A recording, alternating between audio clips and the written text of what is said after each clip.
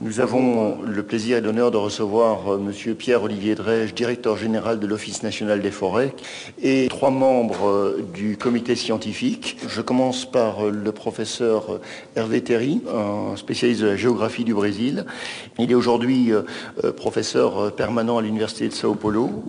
Le docteur Arthur Ridaker a fait toute sa carrière à l'INRA, Institut national de la recherche agronomique, et il est surtout un représentant important de la France dans le groupement international des experts sur le climat, le GIEC, qui a obtenu conjointement avec Al Gore le prix Nobel de la paix. Et dernier intervenant, Jouan Ferraz, chercheur à l'INPA, l'Institut national de la recherche sur l'Amazonie. Il est un spécialiste de la conduite de chantiers de reforestation sur des aires dégradées. Je vais maintenant donner la parole à Monsieur Christian Peugeot, directeur de la stratégie de marque et de la communication de Peugeot, qui va démarrer cette conférence de presse.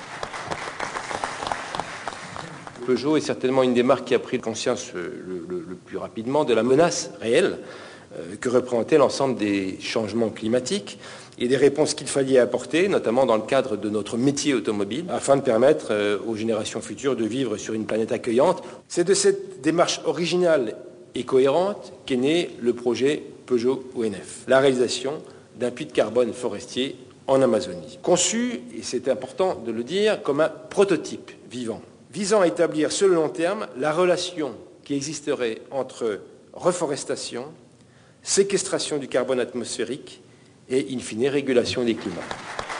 En 1998, donc ça fait exactement 10 ans, nous décidions, avec Peugeot, de nous lancer dans ce projet de reconstitution d'une forêt de 2000 hectares au sud de l'Amazonie. Et c'était la première expérience en vraie grandeur de ce type, non seulement au Brésil, mais au niveau mondial.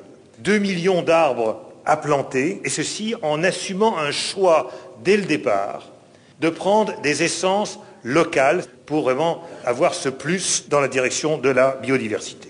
Ce projet, il est devenu un véritable laboratoire de terrain au service de la communauté scientifique pour qu'elle puisse y conduire des travaux de recherche appliqués dans tout un ensemble de domaines touchant à la séquestration du carbone, mais également à la sylviculture d'essences locales, à l'environnement et à la biodiversité. Où se situe la fazenda? On voit bien qu'on est sur un endroit où le déboisement avance fortement. Quand il tombe 2000 mm sous un climat chaud et humide, l'herbe pousse très bien et ce qui paraît le plus raisonnable d'un point de vue économique, c'est de faire de l'élevage. On peut comprendre la perplexité des habitants qui voient des Français associés avec des Brésiliens acheter une fazenda défrichée pour remettre des arbres. Donc je crois qu'en dehors de l'intérêt propre du site, c'est aussi de faire des effets de démonstration. Les gens peuvent se dire, tiens, au fait, au lieu de raser tout et de mettre de l'herbe, peut-être que je pourrais faire un système mixte agroforestier, par exemple. Ça peut être un objet de référence pour la recherche et l'expérimentation. Il est prévu dans le budget qui a été mentionné que les gens peuvent être accueillis sur place, puisqu'on leur offre un laboratoire, en fait, qui permet d'observer beaucoup de choses, comme par exemple la reconquête des plantations par la faune locale. La principale source des émissions de gaz carbonique, c'est les énergies fossiles. Alors, il n'y a pas que les énergies fossiles, il y a aussi du déboisement. Et la question est de savoir où va ce gaz carbonique. Vous avez 26% qui va dans les océans. Ensuite, il y a 29% qui est absorbé par les écosystèmes terrestres, donc dont les forêts. Et le restant, c'est ce qui est à l'origine de l'augmentation et des concentrations de gaz carbonique dans l'atmosphère. Alors, vous savez ça, mais c'est bon de le rappeler. Quand on reboise, vous séquestrez du carbone. C'est une expérience quasiment unique dans le monde de faire des reboisements avec autant d'espèces pour essayer de reconstituer quelque chose qui est assez proche à long terme de la forêt naturelle. Ce qu'on veut savoir dans ce projet, c'est dans 50 ou 100 ans, quel va être le mélange des espèces, comment aura été reconstituée la biodiversité, comment sera le stock de carbone, sera-t-il inférieur ou supérieur, comment les arbres vont réagir au changement climatique. Autre point très important, quelle va être la contribution demain de cette forêt au recyclage de l'eau. Le projet développe des actions d'éducation environnementale auprès des enfants. Il propose aussi des activités de recherche aux universitaires. L'un des objectifs de ce projet est de savoir quelle quantité de carbone stockent les différentes espèces en croissance.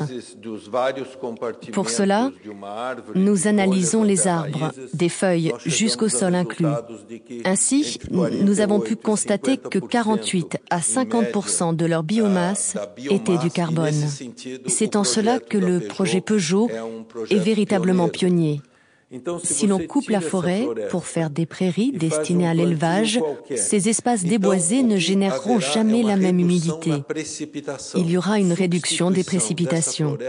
Nous assisterons à une transformation de la forêt en savane, où seules les espèces qui résistent au manque d'eau pourront survivre. Le projet Peugeot est donc un exemple donné à la communauté internationale pour l'amener à cette culture de la forêt et de lui faire prendre conscience de la nécessité de la reforestation.